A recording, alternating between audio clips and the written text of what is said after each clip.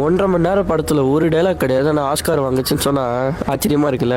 நான் ரீசெண்டாக பார்த்த one of the best animation ஃபிலிம்னாலே அது ஃப்ளோ தான். ஏன்னு கேட்டிங்கன்னா இந்த படம் அவ்வளோ ஆஸ்கார் வாங்கியிருக்கு அனிமேஷனுக்கு மட்டுமே. கதையில் வந்து ஒரு பூனை இருக்கும், அந்த பூனை இருக்கிற இடத்துல வந்து ஃப்ளட் வந்துடும். அந்த ஃப்ளட்டில் அந்த பூனை வந்து மீதி இருக்கிற மிருகங்களோட ட்ராவல் பண்ணும்போது அது என்னென்ன ஃபேஸ் பண்ணுது, ப்ளஸ் எப்படி கம்யூனிகேட் பண்ணிக்கிறாங்க, அவங்க எப்படி ப்ரொஃபவுண்டாக இருக்காங்கங்கிறது தான் இந்த படமே. இந்த படத்தில் ஃபர்ஸ்ட் ஷாட்டும் லாஸ்ட் ஷாட்டும் ஒரே ஷாட்டாக தான் வச்சுருப்பாங்க. ஆனால் ஃபர்ஸ்ட் ஷாட்டில் இருக்கிற எமோஷன் லாஸ்ட் ஷாட்டில் இருக்குமான்னு கேட்டிங்கன்னா கம்ப்ளீட்டாக டிஃப்ரெண்ட்டாக இருக்கும். அதை நம்ம பார்க்கும்போது தான் தெரியும். இந்த ஃபிலிமில் என்ன பெஸ்ட்டுன்னு கேட்டிங்கன்னா அதோட எமோஷன்ஸ் தான்.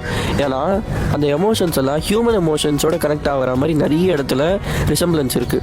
இன்னொரு முக்கியமான விஷயம் என்னென்னா, இந்த பூனைக்கு ஆரம்பத்தில் ஒரு இன்செக்யூரிட்டிஸ் நிறைய இருக்கும். இந்த பூனைக்கு ஆரம்பத்தில் இருந்த நிறைய இன்செக்யூரிட்டிஸ் படம் போக போக போக இன்செக்யூரிட்டிஸ் குறைஞ்சிக்கிட்டே வரும்.